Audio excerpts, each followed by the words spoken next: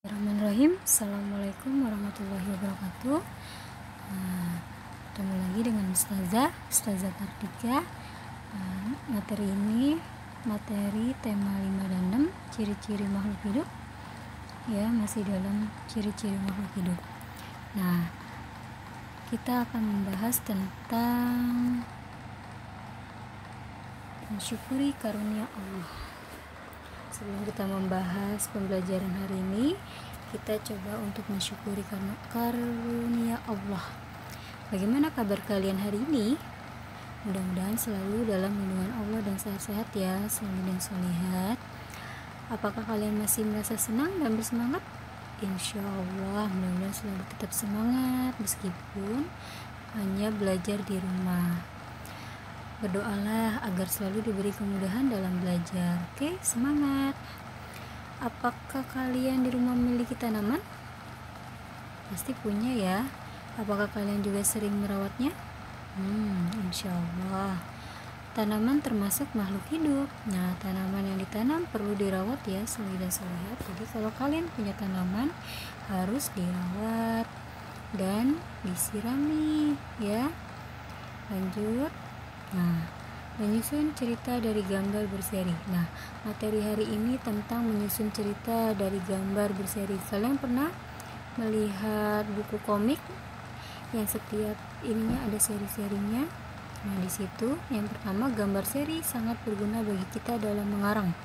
Nah, kalau kalian suka membuat komik, membuat gambar dan ada tulisannya, itu disebut gambar berseri.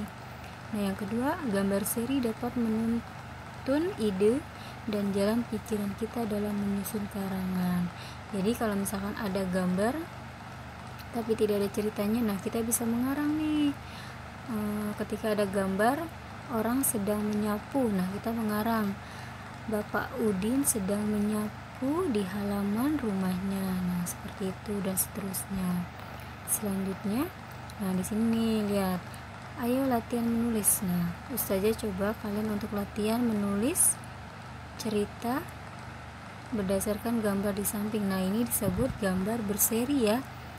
Yang pertama, yang kedua, ketiga, dan keempat. Nah, terjadi kepada Udin. Apa yang terjadi kepada Udin setelah bermain? Nah, kalian ceritakan. Setiap hari gambar di samping, setiap seri gambar di samping di buku tulis ya, kalian buat. Nah, setelah itu coba kalian ceritakan hasil tulisan kalian dan coba jangan lupa untuk divideokan ya, solih dan solihat. Nah, misalkan contohnya di gambar nomor 1, Udin, Rahmat, dan Tiger sedang bermain pasir. Nah, yang kedua apa, yang ketiga apa, dan keempat apa ya. Selanjutnya, aturan sebelum makan. Nah, di sini setelah Ustazah menjelaskan tentang gambar seri, nah di sini ada nih aturan sebelum makan ya. Ini penting buat kalian. Nah, nanti kita belajar dari yang tadi si Udin. Yang pertama, cuci tangan sebelum dan sesudah makan. Yang kedua, mengeringkan tangan. Yang ketiga, berdoa sebelum dan sesudah makan. Yang keempat, makan dengan tangan kanan. Jangan lupa ya. Yang kelima, membereskan tempat makan. Jangan asal lari. Jangan asal-asalan mau makan tidak mencuci tangan. Itu tidak baik. Nanti akan sakit seperti Udin. Ya, lanjut. Nah, aturan sebelum makan. Salah satu ciri makhluk hidup adalah tumbuh. Untuk bertumbuh, makhluk hidup perlu makanan dan air. Makanan yang baik untuk pertumbuhan adalah makanan yang bersih dan sehat. Kebersihan makanan juga akan mempengaruhi pertumbuhan. Jika makanan yang kita makan tidak bersih, kesehatan dan pertumbuhan kita akan terpengaruh. Jadi apa? Jadinya hidup kita tidak sehat. Terus badan kita bukannya makin tinggi tapi tidak terjadi perubahan karena makan makanan yang tidak teratur atau tidak sehat. Selanjutnya, salah satu cara menjaga makanan agar tetap bersih adalah dengan menutup makanan. Hal ini perlu dilakukan agar makanan tidak dihinggapi lalat atau hewan lainnya. Makanan dapat menjadi tempat lalat bertelur yang menyebabkan makanan menjadi kotor. Jadi, setelah habis makan, ditaruh tempat makanannya, ditutupin ya. Atau kalau sudah selesai makan, langsung dibereskan agar tidak ada lalat yang berada di sekitar makanan kita, apalagi piring-piring kotor. Nah, selanjutnya, selain menjaga kebersihan, kita juga harus berdoa sebelum makan. Berdoa untuk berterima kasih atas karunia yang diberikannya. Diberikan siapa? Diberikan oleh Allah. Kita sebelum makan harus berdoa. Jangan lupa berdoa. Nah, makan sesuai kebutuhan, menjaga kebersihan makanan, serta berdoa sebelum dan sesudah makan merupakan contoh sikap bersyukur. Nah, makan sesuai kebutuhan, jangan terlalu berlebihan. Karena jika makan terlalu berlebihan, nanti kalian akan sakit perut, pencernaan tidak baik. Jangan lupa selalu berdoa sebelum dan sesudah makan, karena itu tandanya kalian bersyukur kepada Allah. Selanjutnya, berdoa juga menunjukkan sikap berterima kasih kepada Allah. Selalu berdoa sebelum dan sesudah melakukan kegiatan juga merupakan contoh pengalaman sila pertama Pancasila. Nah, terus di sini nih ada contoh tentang susu. Susu sapi adalah salah satu contoh makanan yang sangat baik untuk kesehatan.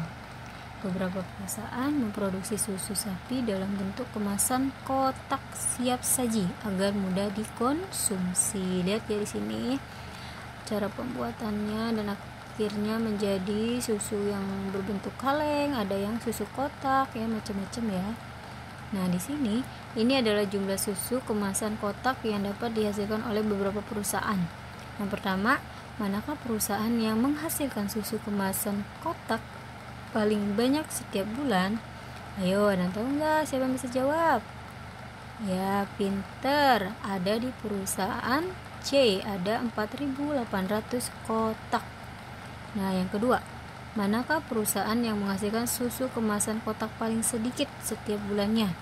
Ada yang tahu? Ayo jawab. Ya, benar. Ada di perusahaan A, yaitu 1.200 kotak. Pinter. Solih dan Syolihat menjawabnya. Lanjut ya. Nah, contoh soal penjumlahan. Berapa jumlah susu kemasan kotak yang dihasilkan perusahaan A dan D? Nah, di sini permasalahan tersebut diselesaikan dengan penjumlahan. Penjumlahan dapat dilakukan dengan cara susun ke bawah. Letakkan bilangan sejajar sesuai nilai tempatnya. Lalu jumlahkan sesuai kelompok. Nah, cara menyelesaikannya nih, lihat ya. Pertama, perusahaan A menghasilkan 1.200 kotak. Perusahaan D menghasilkan 3.250 kotak. Jumlah susu kotak semuanya, nah lihat nih ya, 1.200 ditambah 3.250 itu harus diletakkan dengan bilangan sejajarnya ya, sesuai nilai tempatnya.